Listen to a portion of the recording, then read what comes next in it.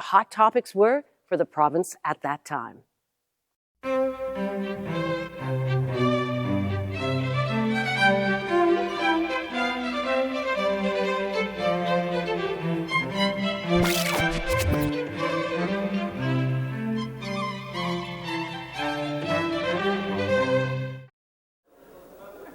All questions?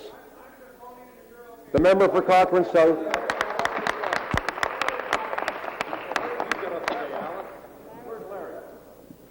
Mr. Speaker, it's out of worry and concern for the workers, the thousands of workers in Northern Ontario and their families and the communities of the North that I rise to put a question to the Minister of Industry, Trade and Technology. What specific, immediate and concrete programs for industrial development and job creation do you have for Northern Ontario? Minister. Thank you, Mr. Speaker. Well, of course, the member has been vacant on a few days, as I mentioned last week, when several of the initiatives that were mentioned by the Treasurer in his speech from the throne, the Treasurer mentioned several initiatives that were opened up there in the North. I would also like to say that we also have taken several initiatives in the way of New Ventures program, which we hope to create a lot of new jobs in the small business sector.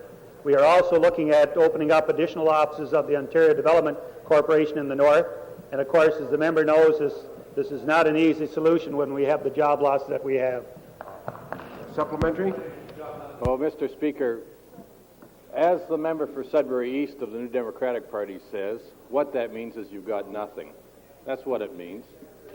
That's what it means.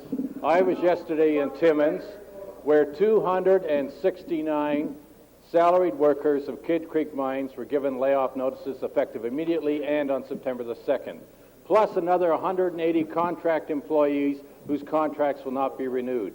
That's in addition to layoffs in Elliott Lake, in Sault Ste. Marie, in Wawa, in Terrace Bay, and impending layoffs in Thunder Bay. My question is simply this. In the face of all of these layoffs over the last few months, why are you so paralyzed by the situation? Why can't you act? Why can't you put in place job creation programs? Minister.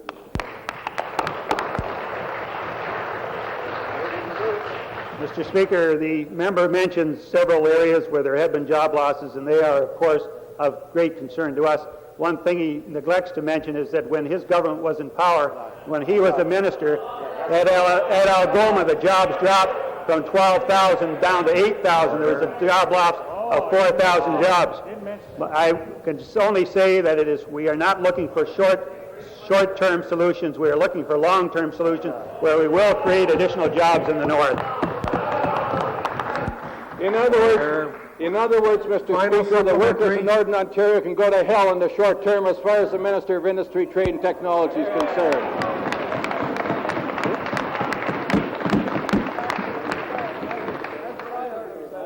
That's what I heard. Order. The time for member statements has expired. Final supplementary. Quite right. Mr. Speaker, the minister wanted to give me a history lesson. The history lesson is this. There is nothing in the Accord with the exception of youth employment that has job creation as its goal. There is nothing in the speech from the throne, which I raised with the Premier the day after the speech from the throne, on job creation. There's nothing in this budget that's going to offer any immediate job creation programs for the workers of Northern Ontario. Why won't you look at the alternatives? Why won't you look at things like the bridge employment programs that we began in 1983? Why won't you look at accelerated electromagnetic exploration of our mineral deposits in the North? Why won't you look at the putting in place of portable mills for small and medium-sized mines so that they can go into production and create mining jobs in the North? There's a whole range of capital options. Order. The member has placed 3 questions already. Minister.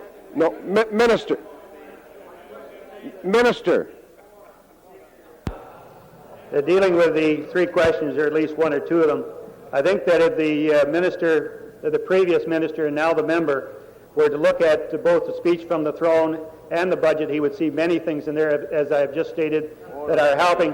There are no short-term answers to this. This government, under the Premier and all of the ministers, are working very hard to put into plan something that will help the jobs in the north. New question, the member for Lincoln. Thank you, Mr. Speaker. My question is for the Minister of Health. Mr. Minister, a press report today indicates that the Ontario Medical Association, in its discussions with you and the Attorney General last Tuesday, offered to provide all medical services to anyone in any community in the province at the OHIP rate. Could you confirm that this offer was made to you? Minister? I, Mr. Speaker, would like to comment about the article that appeared in one of the papers. I can tell the honourable gentleman that the essence of that particular proposal enshrines in it forever and asks the government to condone a two-tiered system of medicine, which we do not think will form the basis of good medical care in this province. We cannot sign a document which, in fact, enshrines that principle in health care in this province. Supplementary? Just repeat, you're admitting there was a document. You're admitting there was a document. There was an offer to that end. Is that your supplementary? I see the minister nodding, Mr. Speaker.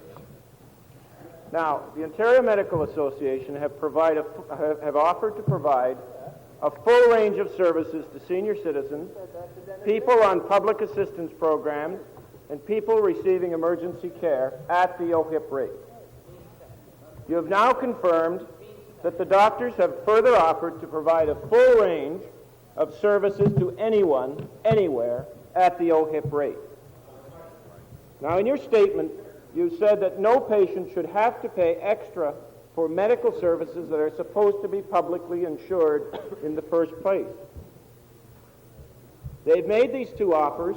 Question. Contrary to what you've said in your statement, they have now made the two offers that would satisfy that point. What counter-proposal has the government made to attempt to make these discussions meaningful, or have these so-called negotiations simply been an exercise in futility? Minister? Well, Mr. Speaker, the honourable gentleman, if he reads the document, which I know he has, will see that, in fact, there is no guarantee that every patient in this province will be able to receive insured services at the OHIP rate. In fact, what is in that document, that's right, what is in that document is, in fact, a request of this government to endorse the fact that people in this province will have to pay extra for medically necessary treatment that is insured anyway. And we cannot do that. That's not the basis on which this country has operated its medical care system for a long time. Might I also add, Mr. Speaker, while I have the opportunity, that in effect there was an offer which was not dissimilar to this one made back in 1978 with respect to services delivered in hospitals. I can tell the honourable gentleman here and, of course, the people of this province that we have seen that voluntary system has not functioned properly, that in fact when people go to the hospitals in this province they do suffer extra billing for medically insured services, insured medical services, and I think, Mr. Speaker, that has a great deal to do with why the offer was not acceptable. Final supplementary? Now, in listening carefully to your answer, you have not named one single item of compromise that you've brought to that discussion. Not one single item. You've indicated in this statement that you've been negotiating. You've had 11 formal meetings, negotiating meetings. You're accepting the fact that the doctors have offered substantive concessions to provide services at the Medicare rate. Neither you nor the Attorney General have brought any meaningful concessions to these discussions. It's a real good speech. Don't interrupt.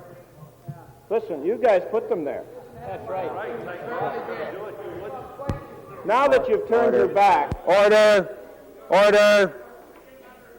Order. All interjections are out of order. Place the final supplementary, please. Now that you've turned your back on good faith bargaining, and you're attempting to provoke a situation which people in this province may not. Order! Order! Order! Order! Order! Are you going to place the question? Well, please do, immediately. Now that you've turned your back on good faith bargaining, Order. what are you going to do to the people of this province? Minister. Mr. Speaker, I do have to apologize. Just as he was finishing his question, the group erupted into considerable amounts of cheers because he was able to finally get on to the point. And I'm sorry I didn't hear his question.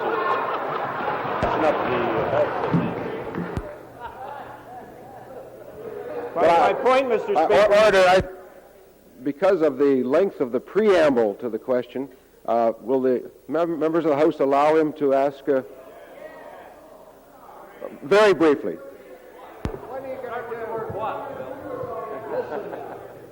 My final supplementary, Mr. Speaker, is this. To the minister, through you, sir, to the minister. Are you attempting to disrupt the medical care system of this province by your bad faith bargaining? Minister. Mr. Speaker, that was a longer final supplementary than the one that he asked. I know that much without hearing the words. My answer to this honourable gentleman is, in fact, that no, we are not disrupting the medical system in this province, that in fact we are ensuring that it continues to exist as an insured benefit to the people, not just some people, all of the people of this province. We are not prepared on this party to see one single person being required to pay extra for insured medical services in this province. That's the bottom line for us. It may be something different for you. It may be something different for you, but we want a system that provides the same high level of medical care to all people, no matter what their means is, and without a system where they are required to put on the line their bank balance. Order. New question. The member for York South. Murray, no safety valve. Speaker, what was draconian 10 days ago and a safety valve 2 years ago now seems to have changed, and all we can say on this side is thank goodness, let's get on with it. But my question for the day is to the Minister of Labour. I'd like to ask the Minister if he can explain why it is still the practice of the Workers' Compensation Board on a systematic basis to deny compensation to miners with various cancers and to their survivors, their widows who are applying for compensation in their name. Can he tell us why the Workers' Compensation Board is doing that when, as he will know, there is more than ample scientific evidence that very clearly establishes that gold miners and uranium miners and mixed ore miners and silver miners are all more likely, far more likely than the general population to get lung cancer, trachea cancer, bronchial cancer, and stomach cancer. Can he explain why those cases are still systematically being denied by the Workers' Compensation Board? Well, Mr. Speaker, as the leader of the third party knows, the basis for the denials that do take place, and the leader of the third party, Mr. Speaker, is correct. There are a number of cases. In some lung cancers, there has been acceptance of claims. In many other forms of cancer, there has been no acceptance. The basis of those denials of claims has been the view of the board that despite the higher than the normal mortality rate among the miners for those kinds of cancers, no direct link, individual case to individual case, Mr. Speaker, has been established. Now, Mr. Speaker, as the honourable gentleman knows, Phase 2 of the study by Dr. Mueller is now out for peer review and should be available by the end of the spring, by sometime next month. As well, Mr. Speaker, the honourable gentleman will know that we are putting in place imminently the panel members of the Industrial Disease Standards Panel, and of course they will be able to offer advice to the Workers' Compensation Board on this important issue. Supplementary. Mr. Speaker, I wonder who Dr. Mueller's peers are at the Workers' Compensation Board, or at the Atomic Energy Control Board, or at the Ministry of Labor, all of whom we understand have had copies of this report for several weeks now, if not months. I'd like to ask the Minister, since he raised the question of the Mueller report, can he tell us why this report has been going around the bureaucracy but has not been given in any way, shape, or form to the workers involved or affected or to their families? Can he tell us why that's being allowed by his ministry? Minister? Yes, I'd be pleased to, Mr. Speaker. Mr. Speaker, the member is correct. Officials at the ministry and the board, and I'm not sure whether the Atomic Energy Control Board, but certainly the previous two, have had copies of the draft study by Dr. Mueller for some time now, since I believe in March. The matter is out for peer review, and peer review, and Mr. Speaker, peer review by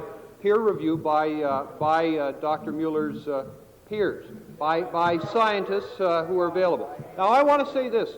Because I anticipated this question, I want to say two things to the honourable gentleman, and I say this to the Steelworkers Union and others as well. If the Steelworkers Union wishes to appoint a peer representative, a scientist, to peer review this draft report, they can do so. And I am also authorized to say that Dr. Mueller would be pleased that when the final report is issued, the official report, we will also issue at that time the original draft. Mr. Speaker, I have a copy of an advertisement which ran several years ago, admittedly, from the Industrial Accident Prevention Association. Since that time, they have run a series of ads with respect to workers in this province, which I think most people would find as offensive, because they make the argument that it is the workers themselves who are responsible for their own illnesses and not some other agency, or not the employers themselves.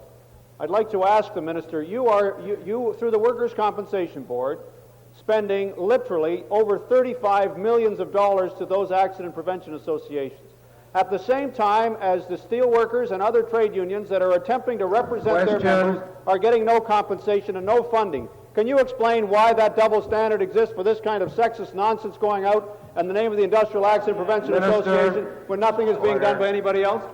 Well, let me just say at the outset that I personally resent this kind of an ad. It is, as the honourable member points out, several years old, and I trust that it will not happen again.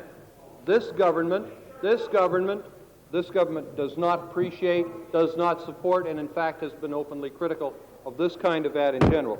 Now, beyond that, I do want to say that, Mr. Speaker, that the comparison between the amount of money that is received by the accident prevention associations, and we can have a good debate, and I know we will in the Public Accounts Committee and elsewhere about whether that money is being well spent and whether we're getting good value for our money, and the member will know the initiatives we've taken. I think it's rather unfair to compare that with the compensation issue. It really is a case of comparing apples and oranges.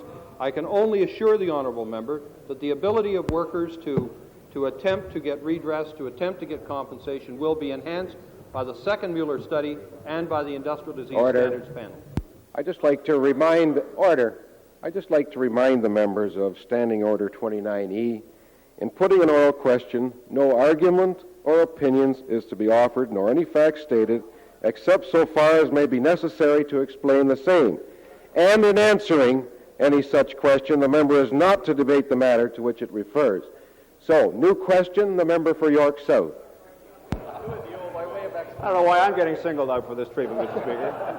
I would like to ask another question to the Minister of Labour, and say to the Minister that, asking the Minister, Mr. Speaker, this as clearly as I can, to the Minister, can he confirm, as stated yesterday in the report issued by OPSU, can he confirm that as of May 1985, there has been an official policy of his ministry, which is that inspectors are no longer going to be making regular cycle inspections with respect to industrial sites, but that rather they are simply going to be responding to emergencies, to crises, and to calls into the ministry with respect to a particular problem?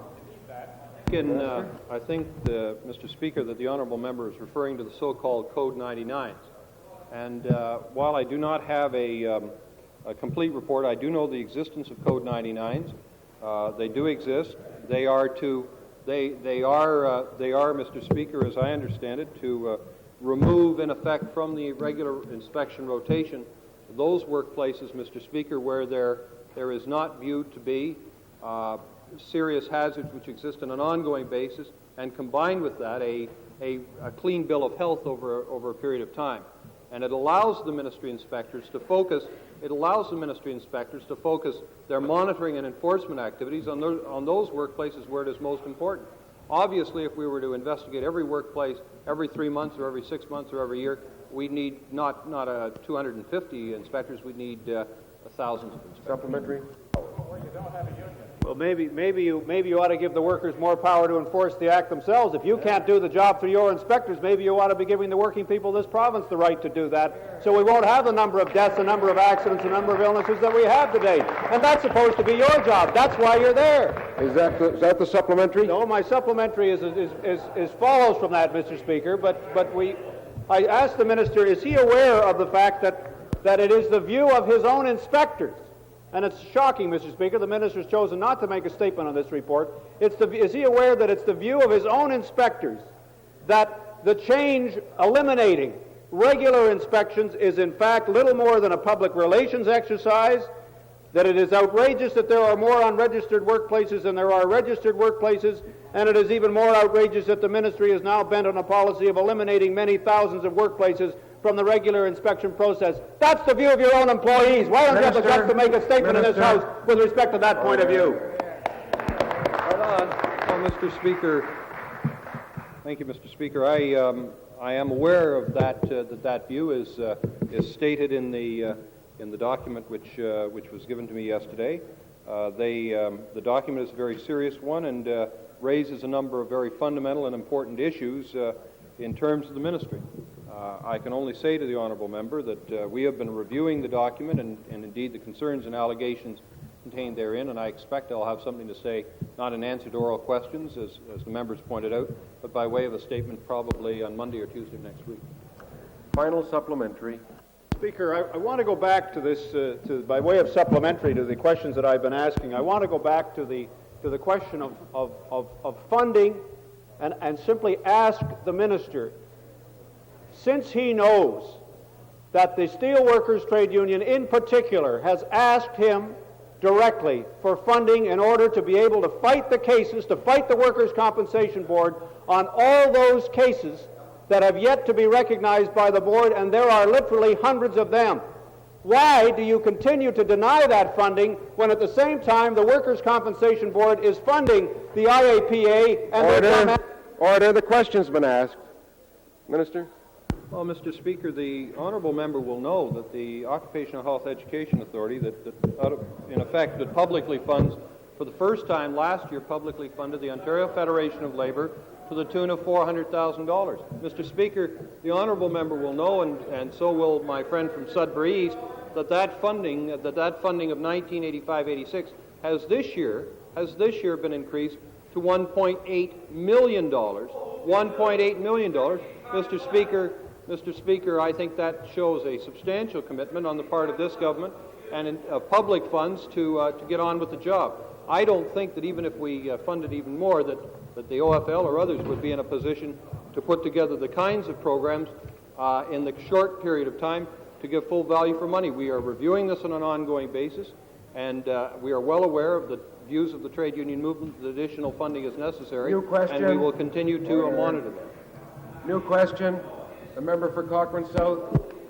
Thank you, Mr. Speaker. I'd like to, because this is such a serious issue for the workers and their families in Northern Ontario, go back to the Minister of Industry, Trade and Technology, and by way of explanation only, Mr. Speaker, by way of explanation, remind the Minister that the Premier on April 12th, in commenting on the Burns meat closure in Kitchener, said, "There would be no higher priority for me as the Premier of this province than to create jobs, real and lasting jobs," but who by October the 2nd in Sudbury is quoted in the Toronto Star as saying that there was economic realities that we had to accept in terms of layoffs in Northern Ontario.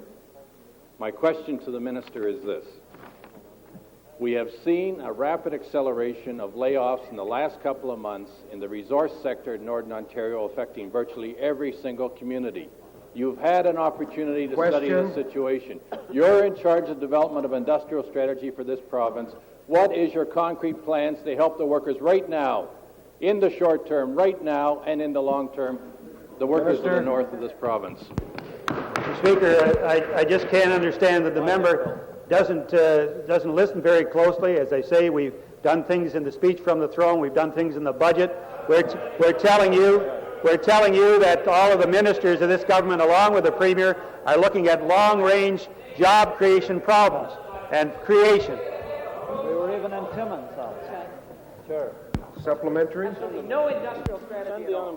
Mr. Speaker, there are many options available to this government, and just by way of explanation only, you could look at a thermomechanical pulp plant in both Timmins and Sault Ste. Marie. You could look at tax changes to accelerate depreciation or raise the depreciation ceiling on new mining equipment. You could look at accelerated capital construction for hospital projects in Northern Ontario, medical research facilities, a medical school in Northern Ontario, a training school for medical technicians. There are lots of options. Why does this government think that the only thing that they should do in Northern Ontario is make cameo appearances at cabinet meetings? When are you going to get off your butts and do something for the North? Order. Minister. That's a lot of work for your day back. As my parliamentary assistant said, how come you have all the answers now? There were a lot of job losses when you were the government over on that side, too. You're going to find that this government is going to look at it and is going to do something to help the North. You bet. Here, here.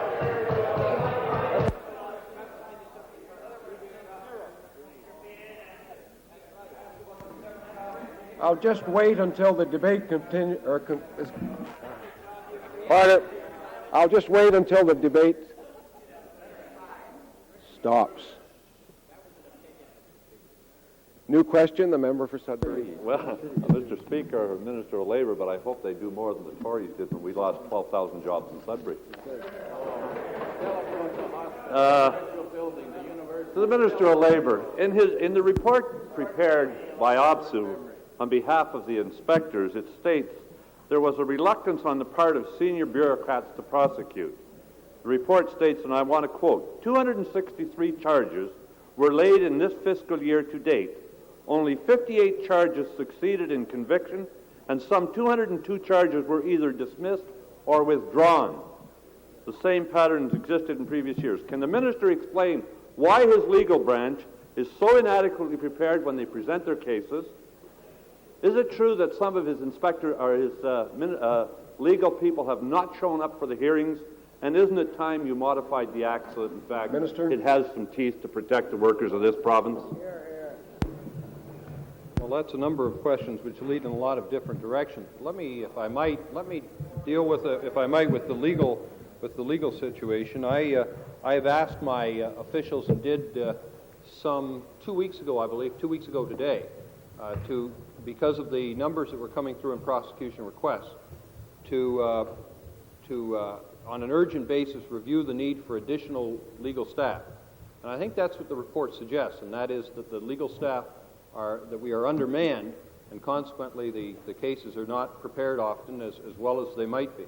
I can only say that I have had a preliminary indication that additional legal staff will be needed. I intend to deal with that on a priority basis because it is important to me that once we launch prosecutions, that we give them every chance of success. I can only also indicate to the honourable member, Mr. Speaker, that in terms of those specific allegations, I have asked for a report as to the number of successful prosecutions. Supplementary. The ministry might want to hire Sopinka or Robinette again. I want to ask a supplementary.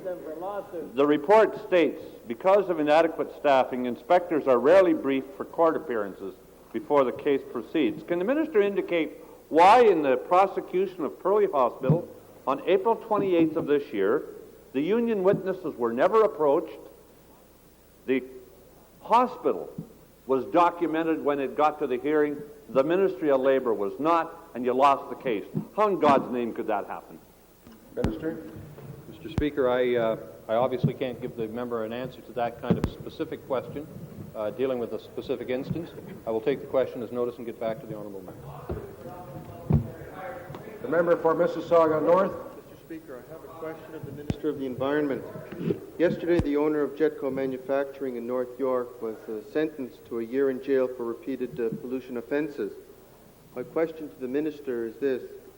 With respect to the Environmental Protection Act and with respect to the Ontario Water Resources Act, is there the availability for the imposition of a jail sentence now under those particular acts?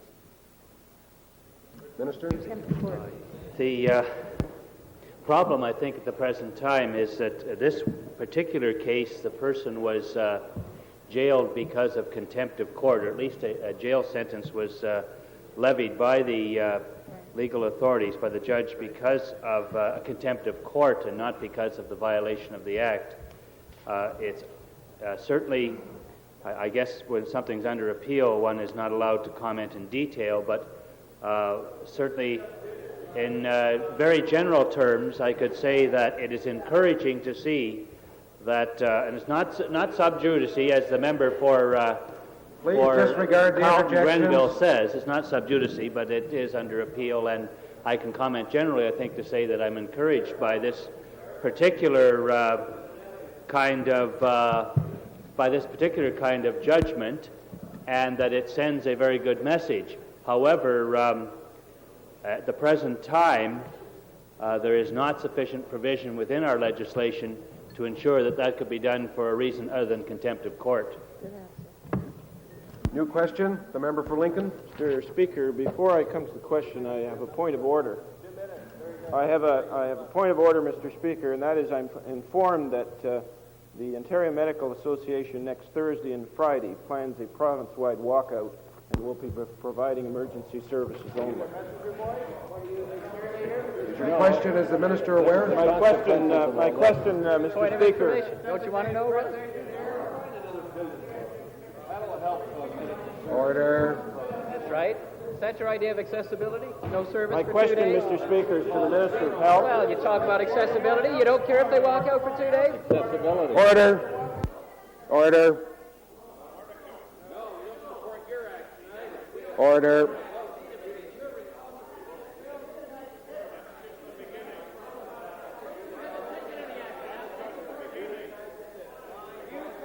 Once again, I'll remind the members that you're wasting much time, that other members could be asking questions. Order. Order. Order. Question, the member for Lincoln. I'm amazed at the flippancy of the government members over that kind of statement, Mr. That's Speaker. right. Yeah. Shocking. My question is to the Minister of Health. The Minister will know that negotiations between his ministry and the Ontario Physiotherapy Association have bogged down. Are you prepared now to negotiate with the Ontario Physiotherapy Association on the basis of parity? Minister? Yes, Mr. Speaker. The honourable gentleman knows that the problem which confronts us on a number of areas is the result of some historical neglect with respect to keeping people current. You know, and I know, that we cannot, in the course of a few short months, move to make everything right which has gone wrong in the past, but we are working very hard at it. And with respect to our discussions with the physiotherapists, I had indicated that I was willing to move much beyond the 4% world in which we found ourselves last year, that I was willing to make very real progress towards eliminating some of the gap which has been described on the radio this morning, and I guess presumably to you when you appeared with the group this morning outside the House. I can tell you that I have committed myself to make real progress, but that I cannot, in all good conscience, move to eliminate the entire gap, which would be something like, I think, maybe 15 or so percent all at one time. But I had committed myself to work progressively towards resolving that gap, and I can and I will continue to work on that basis. Supplementary. Member for Lincoln. Well, the minister refers to the historical problem. This problem started 1 year ago. That's it. Yes, Right. sir. Yes, sir. 1 year ago. 1 year ago. Your ministry has not simply offered to close the gap, it's offered to leave a gap that amounts to 15 cents. Now, will you negotiate in good faith? This is a group of people who are dominated, a profession that's dominated by women. Surely, Order. The member asked his question. Order. As soon as I can hear, Minister. Speaker, I have sat down with the group and I have acknowledged that there is a gap, but that I have moved a considerable way to try and eliminate that gap, and that I'm prepared to do it, that is, work with them progressively over the next several months to do more. I have moved in what had been a 4% world to an area of settlement for this year, for instance, which would amount to somewhere around a 12% offer. And I can tell the honourable gentleman that that goes a very long way indeed to reducing that gap. It doesn't eliminate it, I acknowledge that. But I cannot at this particular time move when all of the areas in health care and right across our whole province are looking for extra funds. I have to manage in a very fiscally responsible manner, and I have to make the steps which in fact we can make reasonably. I can do it in looking at a long-term solution, but I can tell the honourable gentleman that I have committed myself, and I will continue to commit myself to reduce the gap about which he spoke. The member for Timiskaming. Thank you, Mr. Speaker. I have a question for the Premier this afternoon. In keeping with the decline of our domestic tobacco industry, especially affects southwestern Ontario, I'd like to ask the Premier if he condones the importation of tobacco from South Africa and from other countries by the South African-based tobacco company Rothmans of Pall Mall. Premier? Mr. Speaker, in general, I wasn't aware of it, the specific facts you raised, and in general terms, it's not something that would make me very happy.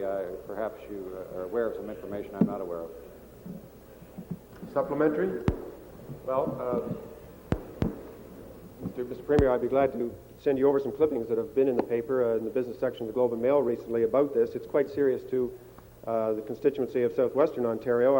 I would like to ask as a supplementary, in the same vein, does his government condone the importation of tobacco that is grown with pesticides such as DDT and many other chemicals that are forbidden, and rightfully so, by the producers of southwestern Ontario? Premier? Speaker, we're obviously not in favor of trading with countries that take unfair advantage of us. I'm frankly not up to speed on the issues you raised, but I will raise them with the Minister of Agriculture, and perhaps he can shed some light on it, and I'll be very happy to share any information we have on that matter with you. The Minister of Labour has a response to a question previously asked. Thank you, Mr. Speaker. On May the 13th, the Honourable Member for Sudbury East asked a question concerning a worker who was killed by an asphalt truck while working at a construction site in Oshawa in November of last year. During our investigation into the matter, an order under the construction regulation was issued to the contractor to provide a signalman to direct the operators of dump trucks. The Ministry has no evidence that the order issued was ignored.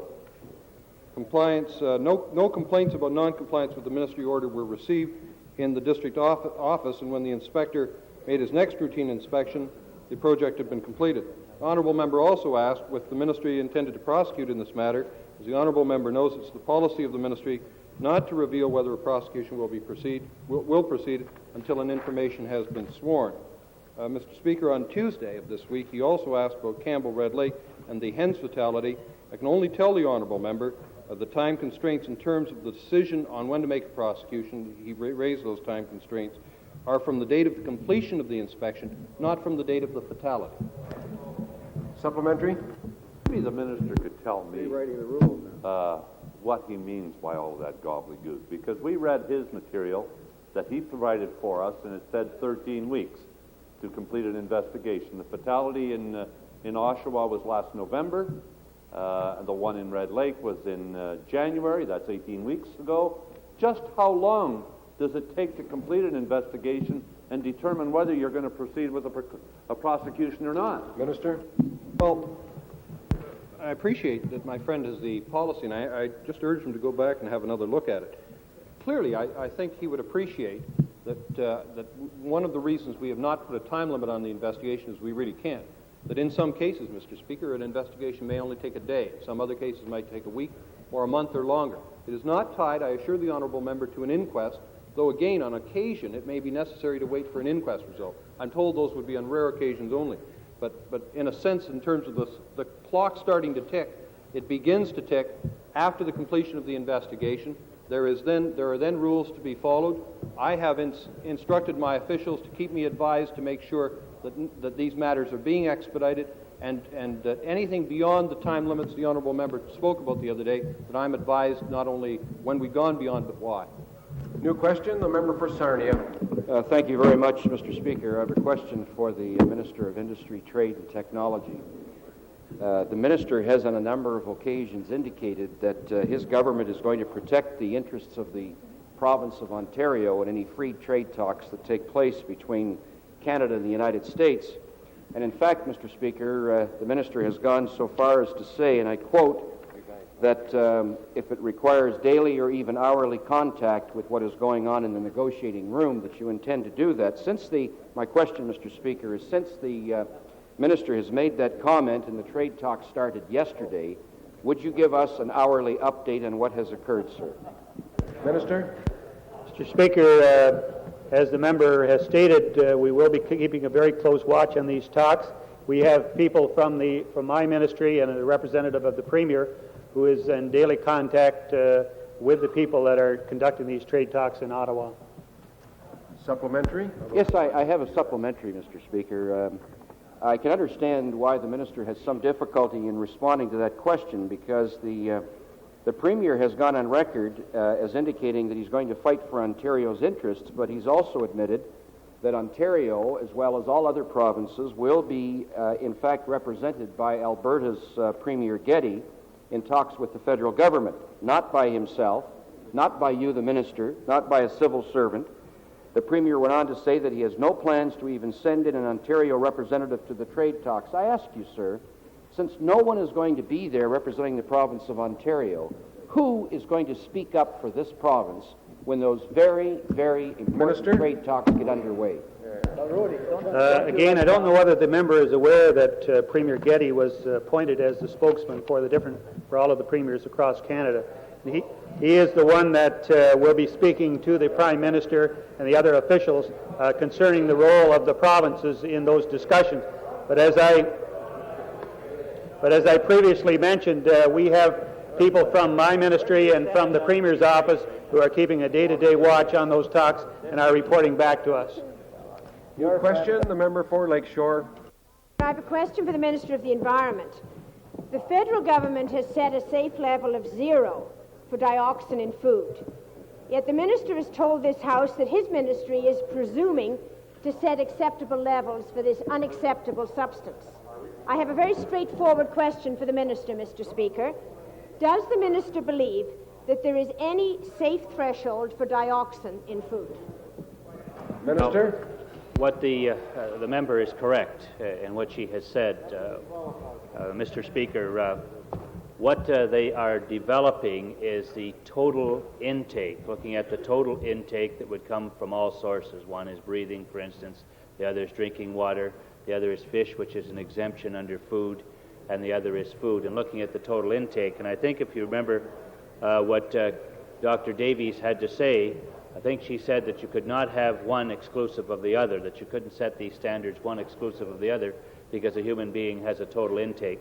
I think the member would agree with me, and I don't think anyone in the House would dissent, that all of us would like to see no dioxin. And, dioxin's just the one genie that's out of the bottle now as a result of this. There are a lot of other contaminants I know the member is aware of. And that is why all of us are, I think, in agreement that what we should be doing is getting at these sources to get them out of there. If we look around the world, and I don't want to put it outside of Ontario alone, but I think it's a worldwide problem. If we look around the world, we would probably have to exclude from our diets most foods if we were to exclude the contaminants that are there, which is most unfortunate. I don't think any of us intend to do that. So what we're going to do, and I think what is important, and we are actually in the process of doing now, and I think this is more than our jurisdiction, is getting rid of the sources, reducing the contaminants. The Royal Society, may I say to the Minister, the Royal Society of Canada and many others have said that there are no safe levels for any chemicals that act as initiators of carcinogens. Dioxin is a carcinogen.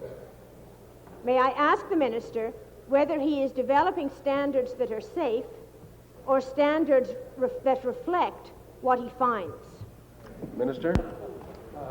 No, I think what both federal authorities and provincial authorities in this country want to do, of course, is reflect in their eventual establishment of standards those which would be safe rather than those which would be based on what one happens to find and then make a judgment that that's too high or that's too low. I think that would be the most appropriate route to follow. And it's quite obvious, and at the conference in Mackinac, Michigan, many people spoke to this particular issue, that it's essential to get a consensus, not just on a Canadian basis, but on an international basis, and one which really deals with what the best of health authorities, toxicologists, and scientists have to say in terms of establishing these levels. But put all that aside, I think they recognize and agree with Ontario's approach, because we were certainly looked upon favorably there, our delegation, and that is that we should be going after the sources, removing those sources so we don't have the contaminants in our food and drinking water. Member for Ottawa West.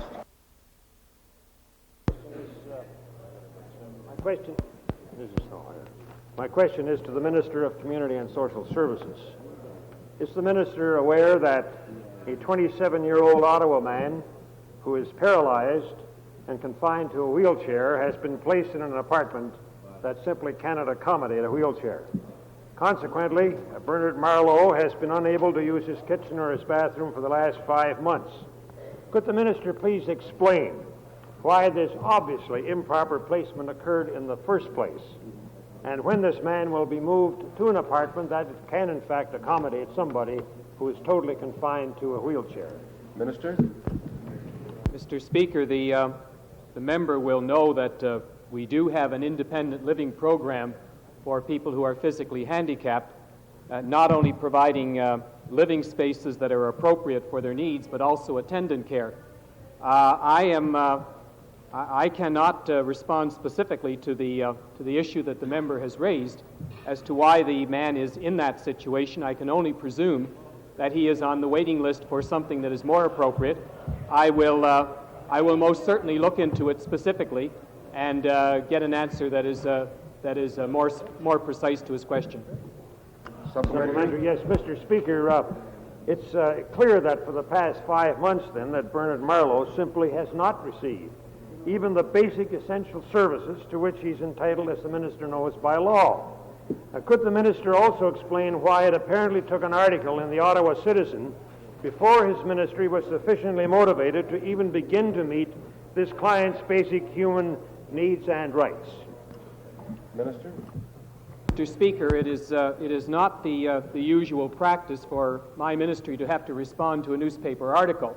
As a matter of fact, the services that are provided to physically handicapped people and developmentally handicapped people across this province are very extensive.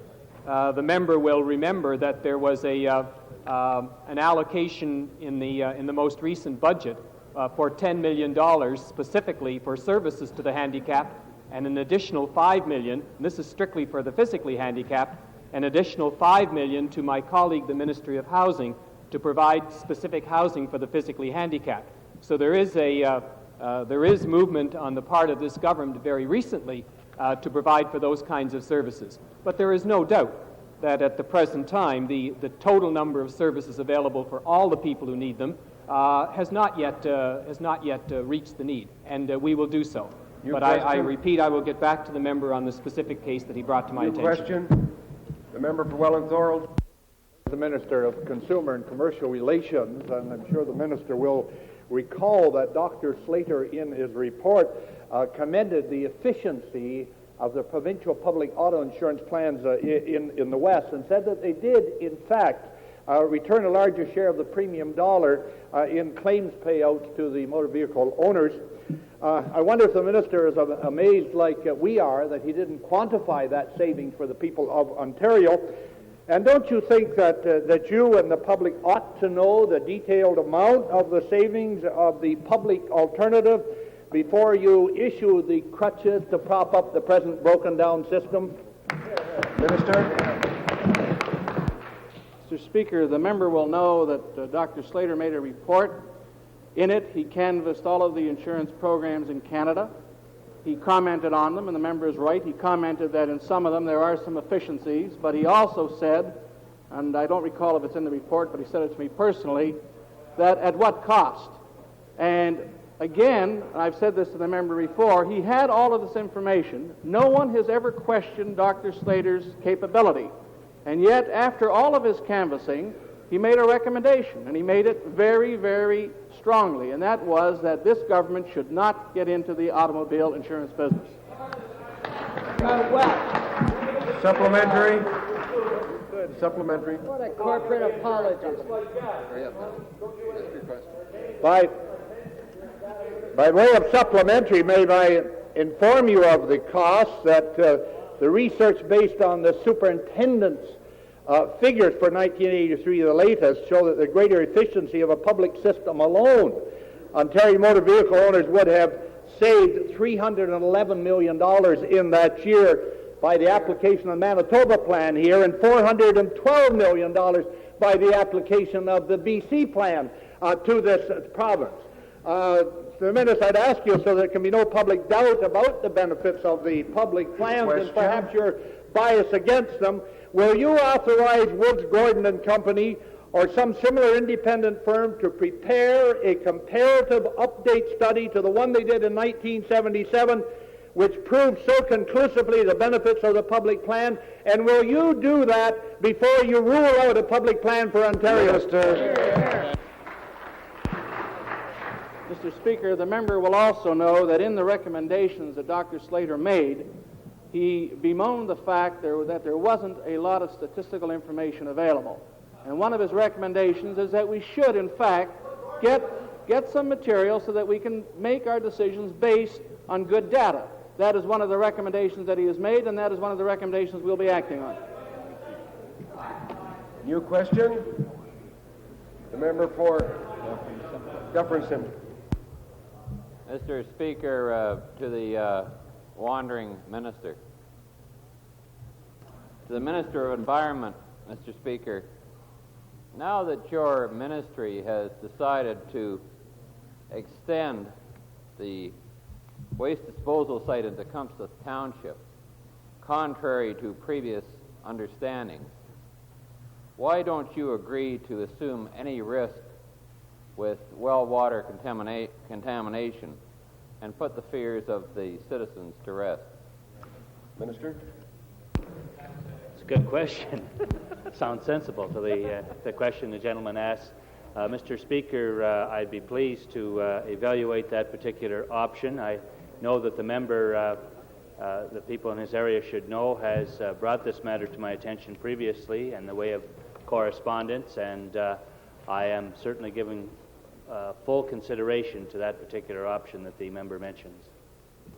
I'm pleased to see him ask that question in the House. Supplementary? No, I won't. No.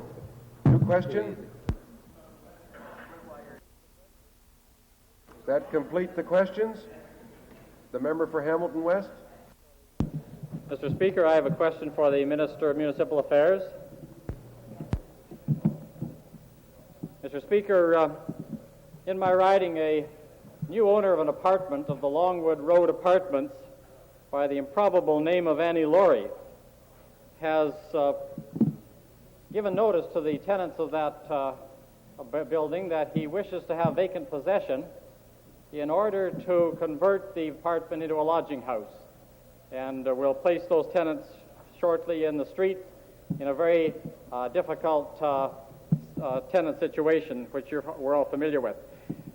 Would the minister tell us whether he approves of that kind of conversion taking place in the municipalities of Ontario, and if not, what he as minister can do to help tenants like the Longwood Road tenants in their particular predicament? Minister? Mr. Speaker, I'd like to remind the honourable member that at the present time the eviction notice received by the honourable gentleman is not applicable for the simple reason that the owner or owners of the building have not applied directly to the municipality in which this eviction is taking place. The second part of the question, Mr. Speaker, this government is committed, and my ministry is committed, to protect the rental stock of this province, and we will continue to do so. And to prove this, we introduced a bill, the Minister of Housing introduced a bill that said very simply that all severances, conversions will now come directly to my office. Supplementary? Inasmuch as this group of tenants is relying a good deal on at least the moral force of Bill 11, would the minister perhaps presume to act in this situation as though Bill 11 were in fact now in place, and to send the appropriate message to the municipality, whose licensing committee is now looking at the application? And would he act immediately with the Minister of Housing to plug that lodging house conversion loophole which still sits out there and entices landlords to evade the provisions of the Landlord and Tenant Act? Minister? Mr. Speaker, I will repeat the commitment of this government. It is our intention to protect rental housing, and we will do so. And if amendments are needed, they will be brought forward to do so. But in the meantime, the application has to be made, going back to your honorable gentleman, the application made to the municipality will have to come to me in order that a decision is made. But at the present time, there is no application before me. New question? The member for Peterborough. Speaker, through you, a question to the Minister of Industry, Trade and Technology. Mr. Speaker, the Minister is undoubtedly aware that Friedrich Industries of Peterborough is a group of 9 highly advanced technological industries that are now in receivership, facing auction within 10 days. What steps will the Minister take today to prevent over 200 skilled workers in these plants being laid off as a sacrifice to government indifference? Thank you very much, Mr. Speaker. I think that the member is aware that I met with Mr. Friedrich approximately about a week and a half ago, and we did have a good meeting, and I told him at that point just what we could do in the way of possible ODC assistance to him. He demanded quite a bit, not demanded, but asked for quite a very large sum of money to help him get straightened around, and of course that would not be really within the prerogative of ODC to give him that much money, but I did tell him we were prepared to help him if we possibly could. Supplementary? Speaker, a supplementary through you to the Minister. I too have met with Mr. Friedrich, and I've met with the workers as well. And Mr. Minister, I'm sure you're aware that the layoffs affect your colleague in Victoria Halliburton as well as my particular riding. While the Minister is off globetrotting and making speeches, Ontario high-tech industries, which often require upfront capital, are dying on the vine. I again ask Mr. Speaker, if he will act immediately to ensure that Friedrich Industries will not become a garage sale of Ontario high technology. Minister? Again, Mr. Speaker, sure, I do a little traveling and do a little speaking, but I also get in and I spent a week ago Friday in the riding of Peterborough, and I think you're also aware of a new industry that was just announced there on Tuesday of this week, which created close to 300 jobs. Close to 300 jobs. We have also had 2 recent announcements of 2 new factories in the city of Lindsay, where that will be creating again hundreds of jobs. I can only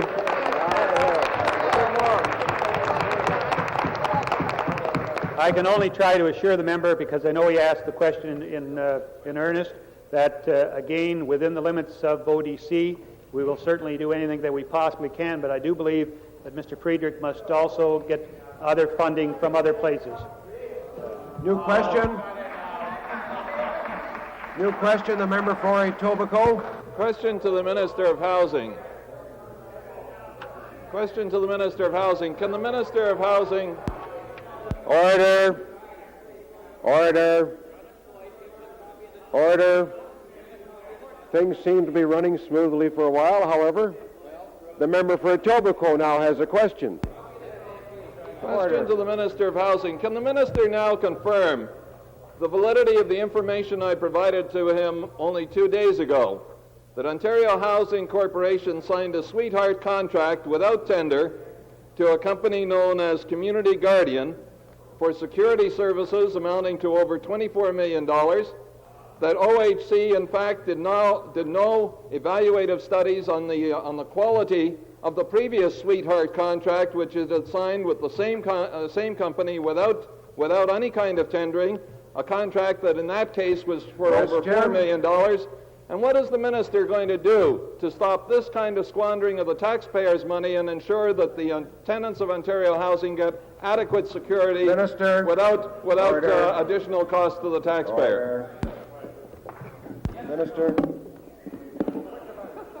Mr. Speaker, it's my understanding that the contract was tendered. If it's not so, I will investigate and come back to you on this matter. Wasn't tendered.